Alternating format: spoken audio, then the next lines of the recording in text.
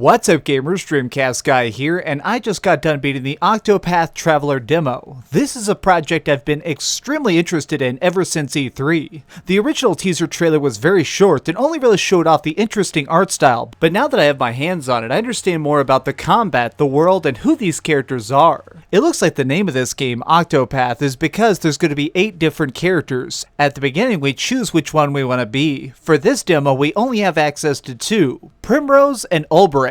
As soon as you select them, it starts off with this big flashback. For Olberic, it's about his days as a knight, trying to protect the king in some sort of giant war. Unfortunately, he fails at his task, the king is slain, and now in modern day, he's a disgraced soldier. Primrose, on the other hand, starts off as a little girl in her flashback, and she sees 3 people, mysterious assassins, killing her father, and in the course of it, she decides that she will dedicate herself to slaying these people no matter the cost. This is a very cool and different way to tell a story, and most importantly, I like that it shows us different parts of the same plot. Clearly, they're all going to come together to fight some giant evil bad guy, but right now we're seeing different directions to the same conflict, and I like that. It's really cool seeing this really messed up world where everybody is suffering, but if you're strong enough, you might find some happiness. Let's jump into the combat, because this is, well, the most important part of any RPG. Battles are all turn-based with your typical special abilities and normal attacks, but the big twist here of what they've added in is called Boost. If you'll notice here, each of my enemies have a little shield next to their name. This tells me how many hits it takes of their weak point in order to make them take extra damage. Every turn, you want to try and find out what that is, whether it be a sword strike or something like a certain elemental magic. When you do that, you get these boost points in the top right side of the screen. This makes it so the next time it's your turn, when you press R, you can stack up additional attacks.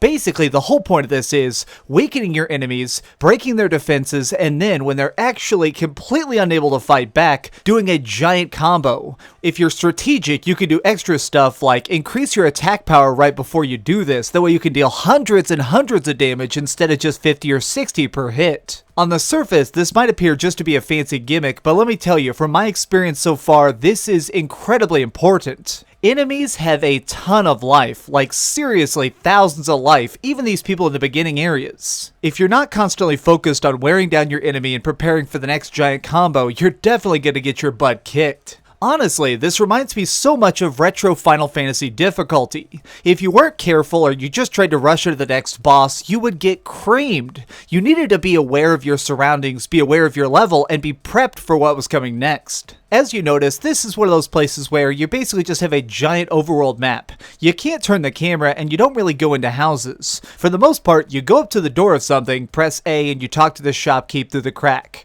That's how you buy stuff, that's how you get upgrades, that's how you get prepared for the next fight. It leads to this having a very simple visual aesthetic, but I think that makes it more emphasized when you see the cool lighting. While our heroes themselves are just these 16-bit sprites that are hyper-detailed, the world itself is fully 3D and actually kind of realistic in a way. There seems to be a shifting of foreground and background as you're walking. What's close to you is clear, what's far away is slightly blurry. It makes it where your eyes are constantly drawn to the center of the action. If I'm looking around at this bandit hideout, my eyes are only drawn to where the torchlight is going. I'm looking for treasure, but I'm also constantly on the one path. It's an interesting choice, and it makes it where the retro graphics feel more empowered in a way. It really kind of felt like I was playing an HD remake of like Final Fantasy VI.